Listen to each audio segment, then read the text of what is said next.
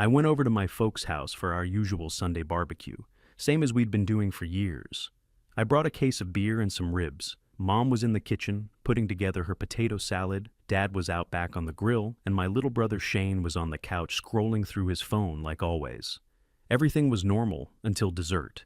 That's when Dad slammed the table and told me 60 grand was missing from Mom's savings, and they were sure I'd taken it. At first, I thought he was joking. I mean, how could he not be? But he had the bank statements, the withdrawal slips, everything. Even accused me of forging Mom's name. I could feel the blood drain from my face. Mom didn't say a word.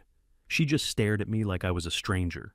My stomach twisted. Shane barely looked up from his phone, but then chimed in, his voice flat. "You just bought a new truck. You've been acting shady lately." I couldn't believe it. My own brother, piling on like that. They gave me an ultimatum. Pay back the money or never come back. No warning, no room for an explanation. I couldn't even process it. I just got up and left. Walking out that door, I felt blindsided, humiliated, and completely gutted. I went straight home and pulled up every financial record I had. Bank statements, truck loan documents, even paycheck stubs. There was nothing. Not a single unexplained deposit or withdrawal that could account for 60,000 bucks. It felt like a punch in the gut. I wasn't about to let this slide though. I took a sick day from work and drove over to the bank where Mom kept her savings. I'd helped her set it up years ago, so I was still listed on the account. I didn't know what I expected to find, but I had to look.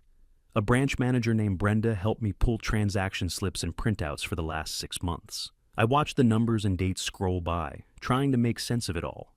Every large withdrawal had a signature that looked like Mom's, but something wasn't right. I pulled out a couple of old birthday cards Mom had written me over the years and compared the handwriting. It hit me in an instant. No way that was her signature. Whoever did this was faking it.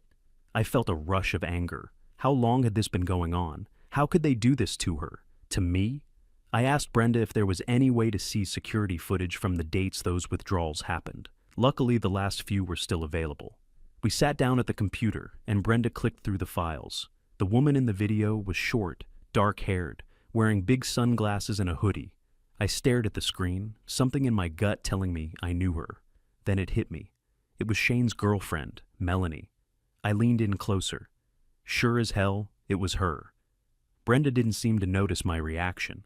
She was still going through the footage, oblivious to the fact I was already piecing this together. Melanie had access to Mom's ID, knew her birthday, all her personal info. And she'd been hanging around our house a lot lately. Way too much for comfort.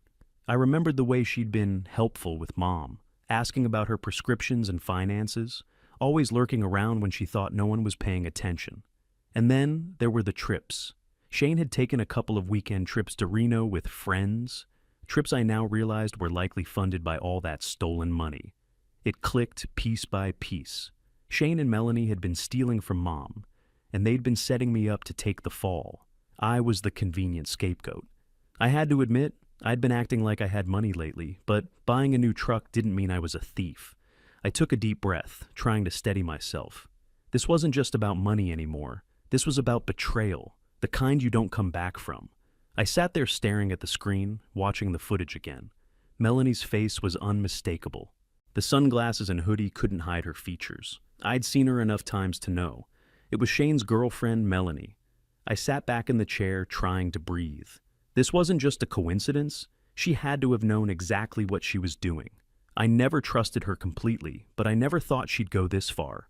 I remembered how Melanie had been hanging around the house a lot more the past year, always being helpful with Mom, asking questions about her prescriptions, her finances, always digging. She'd act like she was just being nice, but now I saw it for what it was, manipulation.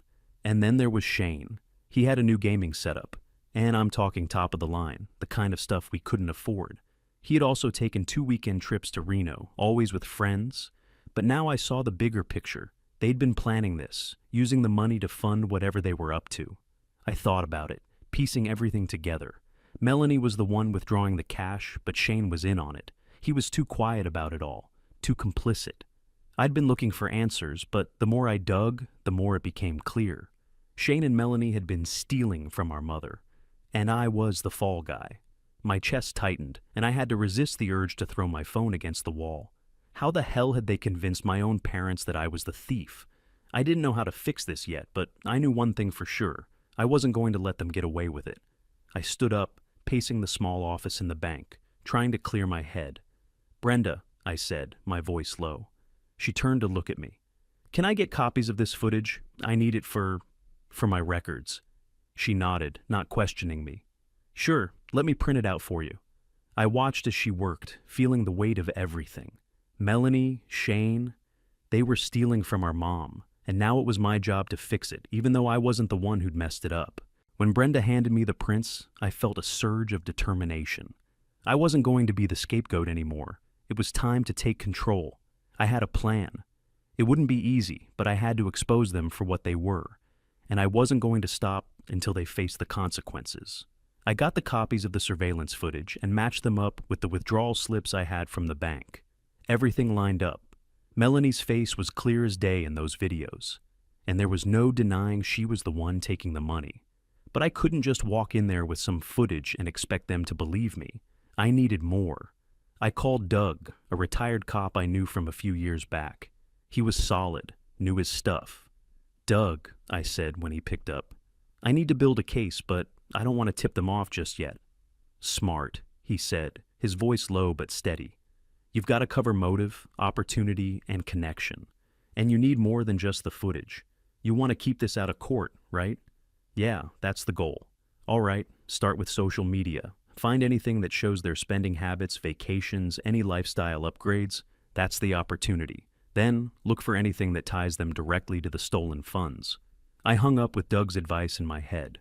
The first place I went was Shane's social media. Public posts, all of it. I scrolled through the photos, feeling my blood boil as I saw one after another. A shot of Shane and Melanie in Vegas, grinning with stacks of chips, the expensive flat screen they'd just bought, and a close-up of Melanie with a new designer handbag. All of it screamed, "bought with stolen money." I started screenshotting every damn thing I could find, putting it all in a folder. Then I went through Mom's junk drawer. That's where she kept important stuff, the odds and ends she didn't know what to do with.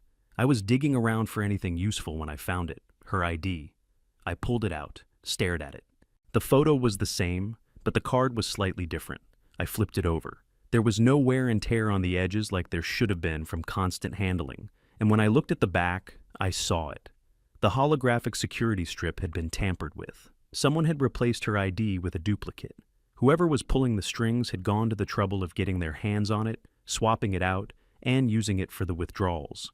It all fit. Melanie and Shane had planned this down to the last detail. I didn't waste any time. I started documenting everything. I took photos of the ID, screenshotted every post from Shane's social media, and made backup copies of the bank footage. I wasn't about to let this get swept under the rug. The more I gathered, the clearer it became. This wasn't just a few bad decisions. This was calculated. They'd thought they could get away with it, use me as the fall guy, and walk away with my mom's money. But they'd underestimated me. I wasn't going to let them destroy my family, not like this. I made one more call to Doug. "I've got it all. I think it's time to move forward." "Good work," he said. "Now you've got the leverage. Time to make them own up to it." I called my folks and told them I needed to talk. Just them, no Shane. They agreed without hesitation, probably thinking I was going to apologize or explain myself. Instead, I showed up with everything. When I walked into their house, I laid it all out on the table. Surveillance stills, forged signatures, the duplicate ID, and the screenshots of Melanie flashing cash. I watched my dad's face go from confusion to disbelief, his eyes flicking back and forth between the evidence. He didn't say a word for what felt like an eternity. Then, he finally looked at Mom. "We owe him an apology," he muttered. It hit me like a freight train. He'd actually said it, but it wasn't enough. Not nearly enough. There was still too much to untangle, too much damage already done. Before we could process what had just been said, the door creaked open, and Shane walked in, followed by Melanie. Shane froze when he saw what was on the table. His eyes darted from the photos to the ID to the bank footage I'd set up on the laptop. "What is all this?" he spat, his voice defensive and way too quick. Melanie, standing next to him, played her part to perfection. "What's going on?" she asked, her tone innocent, but her eyes flickering nervously. I didn't say a word. I just hit play on the bank footage. The screen flashed to Melanie's face, the unmistakable image of her at the bank, withdrawing the money. Shane's face turned red. "That's not me," he muttered. "It's her. She's the one doing all this." Melanie snapped back before I could respond, her voice shaking with fake outrage. "You told me it was your mom's gambling money, Shane. You said it was fine." I could feel the anger rise up in my throat, but I kept my composure. "This is your mess, Shane. Your girlfriend, your lies. Don't try to twist it on her now." The room turned into chaos. Shane and Melanie started shouting over each other. He kept accusing her. She kept defending herself. And it all blurred together into a whirlwind of anger and blame. Mom was crying now, her hands wringing together in her lap, as she tried to make sense of everything. "You both used me," I shouted over the noise. "Used me as your scapegoat. Took advantage of Mom. You think I don't see that?" Shane's eyes were wild. "I didn't do it. I didn't know." "Bullshit," I cut him off. "You knew exactly what was happening, and you did nothing. You let her steal from Mom, and you stayed quiet while they blame me for it. You're not innocent in this."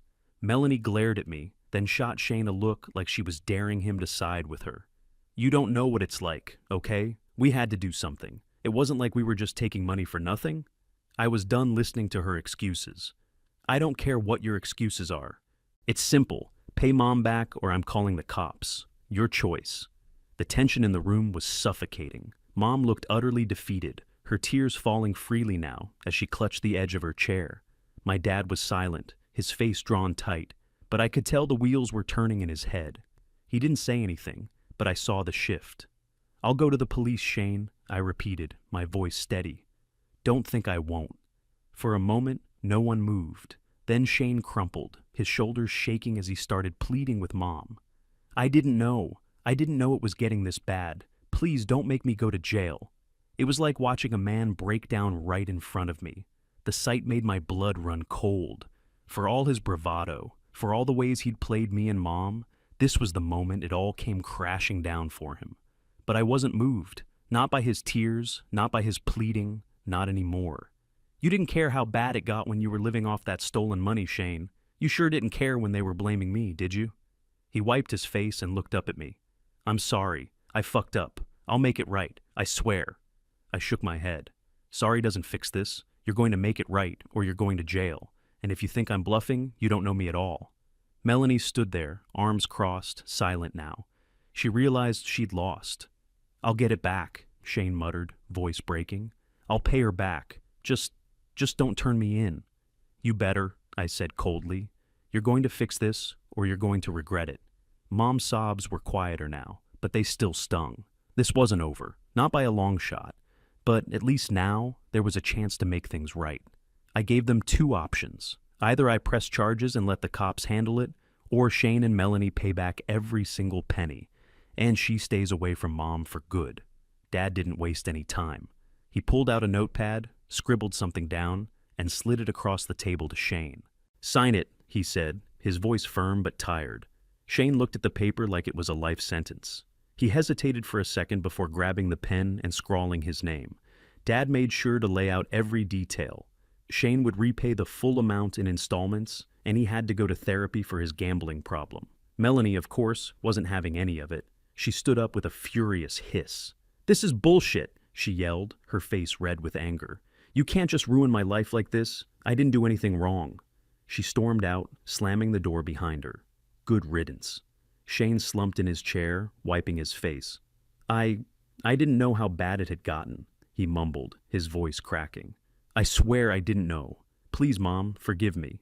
I watched him, but I didn't feel anything. He was a mess, but that didn't matter. Not anymore. He never once tried to defend me when they were accusing me. Not once.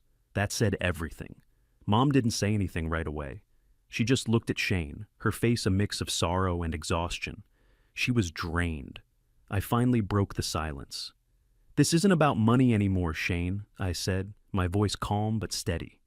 "You can pay Mom back, sure, but that's not the point. The point is, you lied. You let me take the fall for this. You let me get blamed for something I didn't do. You let Melanie do whatever the hell she wanted, and you didn't stop her. You let this whole thing spiral out of control." Shane opened his mouth to speak, but I held up my hand. "No, you don't get to explain yourself. You don't get to make excuses. What you did was unforgivable, and I'm not sure I'll ever trust you again." His eyes flickered with guilt, but there was no apology in them. He couldn't even look me in the eye. Mom reached across the table, her hand shaking as she touched his.